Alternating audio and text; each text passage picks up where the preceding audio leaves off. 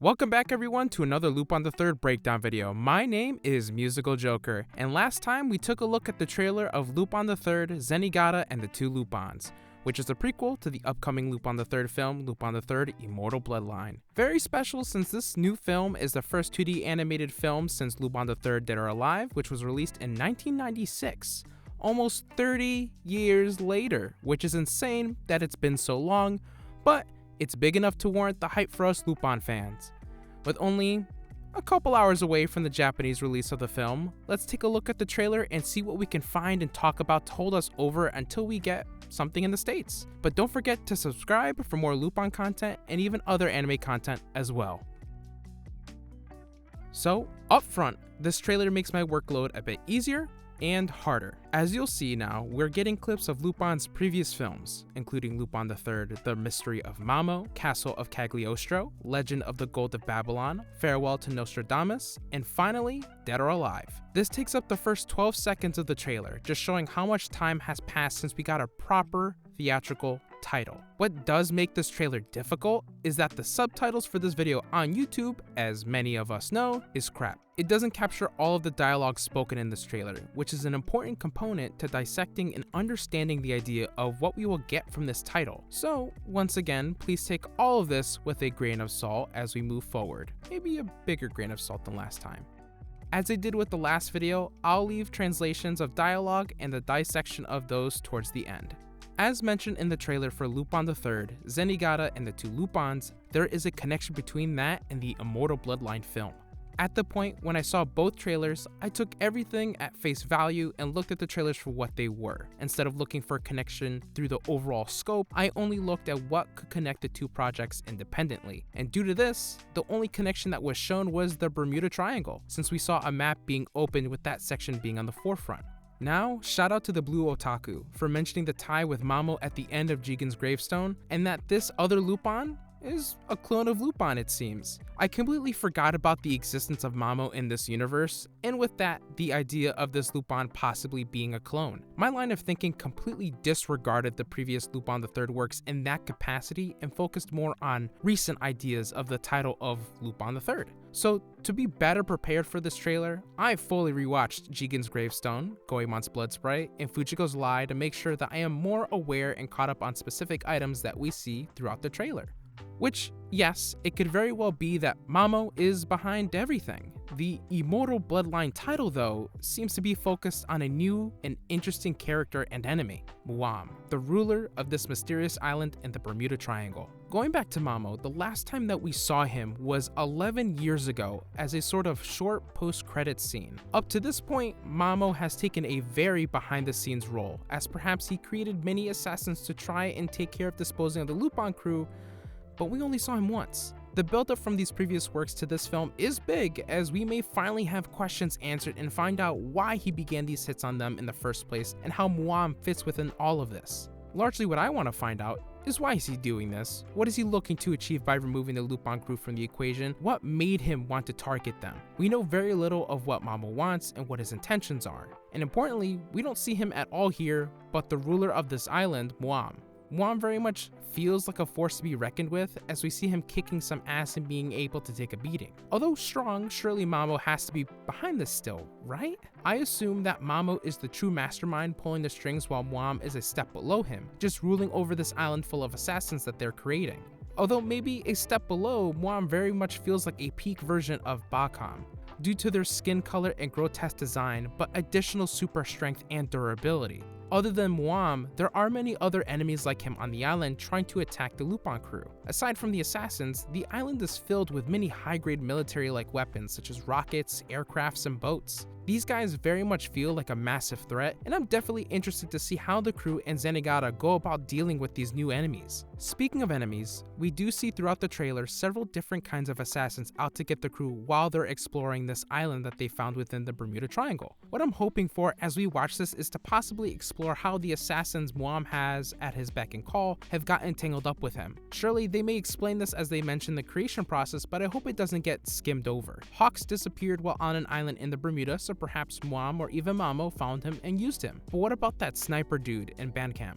Another key enemy that we saw was that weirdo Bincam, which Fujiko fought within Fujiko Mine's lie, as we see specific images of him or even an alternate version of him along with the nuts he ate to produce that hypnotizing effect. As mentioned before by Lupin in Fujiko's lie, he was more than likely mass-produced at a facility that makes assassins. So in these instances, I assume we will get some closure about their involvement with Mamo. Another key character shown throughout this trailer that doesn't seem to be entirely antagonistic is this young girl, Salifa. We don't know much about her from any previous works, only that she has a good relationship with Hawks and seemingly Muam. More than likely, this movie will be explaining who she is and why she's around. She does have some things to say, but I'll save that for the dialogue section of this video. I assume she's related to the core of this plot, as usually any Lupin media has some sort of additional female character to be related to the plot so that Lupin can help them out. Trope may be a trope, but at this point, we ain't got much left to go on. Moving on from her, the overall feel of this film from the trailer is very grim and mysterious. The Lupin gang is attempting to survive a dangerous island, kind of like Dead or Alive, as all of them are going against several enemies and are trying to keep themselves alive. Many shots throughout the trailer show us that the crew, at times, will be together, but also separate. We see Lupin going against Muam and some other creature with metal claws, Jigen going against the sniper guy from Jigen's gravestone, Goemon may be going against Hawks again, we don't see it at all in this trailer though, but we do see him go against a two-handed swordsman as well. Zenigata and Fujiko seem to be dealing with the entirety of the island and the many man-made assassins who reside within.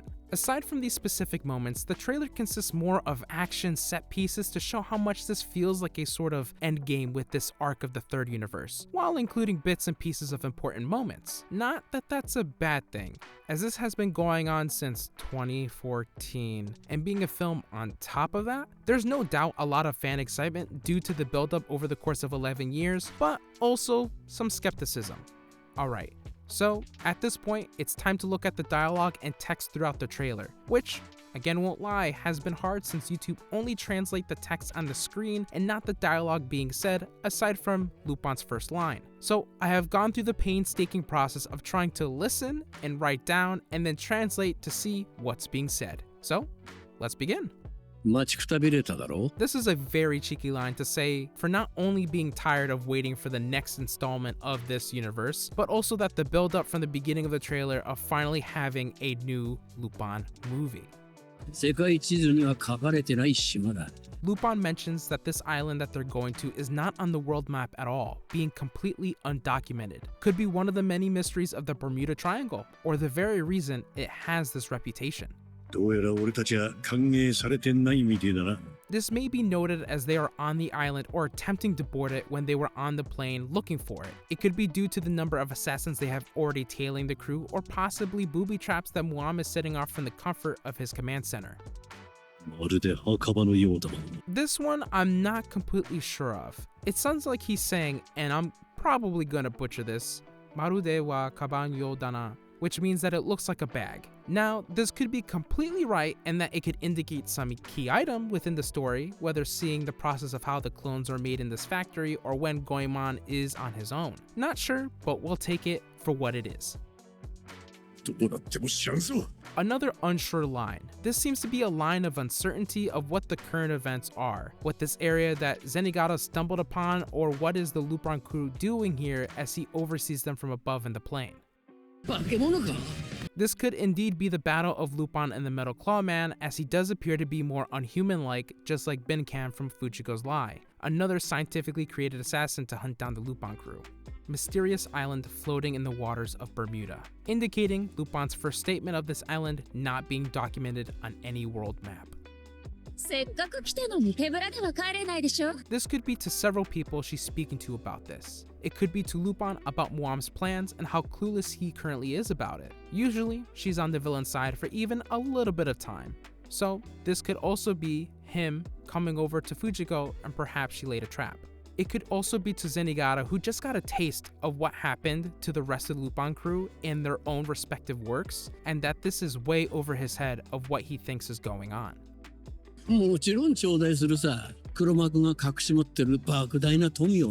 Again, another unsure line. My only idea is that he's using the vehicle as a weapon, since we do see him use a car to ram Muam against the side of a mountain, although he begins to break the car with his own hands.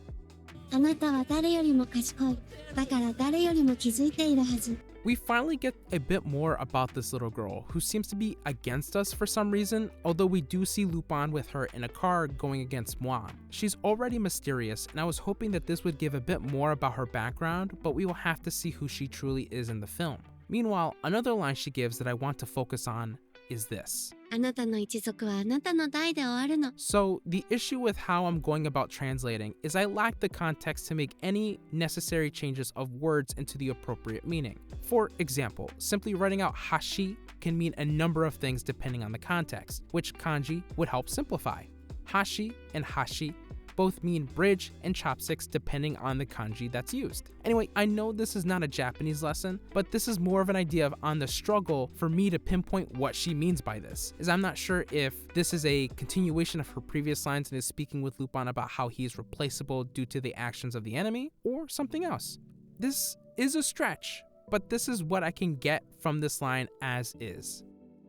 I'm not exactly sure what this means. It could be relating to the previous Lupin IIIrd projects that have been building up to this very project, but I do feel like this slightly could be referring to something else, something more. I don't want to get too ahead of myself, so I'll leave it there for now. 次元、タバコを一本くれよ。 I believe this indicates that Lupin will manage to get himself through this situation and be able to see Jigen again, as we cut to Jigen seemingly waiting on what could be their escape boat. Time limit is 24 hours. Now, this is interesting. A time limit of 24 hours could mean that Mamo has a set of plans that will unfold within this time that will cause catastrophe, perhaps blowing a specific area to smithereens to feel his wrath, or it could be something more disastrous. 今夜はついてるぜ。 This sounds like atsui, which means hot, which could be referring to how crazy things are going to get for Lupin and the crew tonight. あやつ、ただものではない。 I'm not gonna lie to you, I'm lost in this one, so I'm just gonna have fun with it, as I have no clue as to the real implementation of what this could mean. Let's say this could be related to the sword that Goemon has, getting more of a taste for battle and the need to draw some blood. The enemy is an immortal man, assumingly alluding to Mamo being the final boss here. ちょっとだ、やれるもんならやってみろ。 Again, another unsure line, as Lupin talks way too fast for me to pick up on much, so this is what I got. Hesitant to do what exactly though? Perhaps come to the island as he was aware of the potential dangers ahead? Or perhaps there was something else that involved Mamo that Lupin was hesitant to do. 因縁に肩をつける時が来たかな。 Another one that I could just not pick up on because Jigen talked way too fast, but it does pertain to something around being human, ningen, which is an important concept throughout the previous Lupin IIIrd works. Jigen fought and is now fighting the sniper guy again, and mentioned the concept of being human is having these feelings, which are loss and fear. The same goes for Hawks in Goemon's blood spray when he feared for his life as he envisioned Goemon killing him. And Benkam and his love for Fujiko also indicate that he has some element of humanity within him, and not just being a contracted killer. Very important to mention, and surely we will see more of it within this film. 私を見ているのは誰かしら。 Fujiko could be referring to whether someone already has another clone made and is determining if they're a fake or not. It could also be referring to Fujiko seeing Mamo for the first time and noticing that there is more to him than meets the eye. 奴を止めない限り、俺たちの未来はない。 Zenigata is more than likely referring to Momo's plan to completely eradicate the Lupin crew and himself and somewhere else. The sheer amount of military weapons here can do some major damage somewhere. Mamo definitely has something cooked up. この島で人生の最後を見るがよい。 This line I'm unsure of as well. It seems like Mamo is saying that the end he is trying to cause is completely fine to accept the impending demise. Escape from this hell. Self-explanatory, although the entire Lupin crew and Zenigata came to this island of their own volition, but in a means to stop the ongoing assassinations that keep coming their way. A necessary task to finally be rid of the mastermind who's behind all of this, and eventually paints the picture of what's next, what comes after this. This could be a discussion video depending on how the film decides to show specific ideas or how it wants to kind of move things forward after this film. 俺は泥棒だ。一度盗むと決めたもんは盗む。 Obviously, this declaration is for him to continue onward despite the difficult task he has ahead of him. What I find strange is the second part of this sentence, which he mentions about possibly stealing a stone, which could be an important key item that is associated with Mom, maybe the key to his immortality. Zenigata calling out to Lupin as it shows a scene of Lupin falling to his doom. Possibly. Love to see Zenigata care for Lupin, despite being enemies. そのうち会えるさ。 Not sure what the point of this for Lupin is. Could be referring to the ending of the saga or something more. Maybe a meta way to reference the end of Mom's reign or even the trailer. Lupin trying to steal something ridiculous again. I mean, what do you expect from Lupin IIIrd, huh?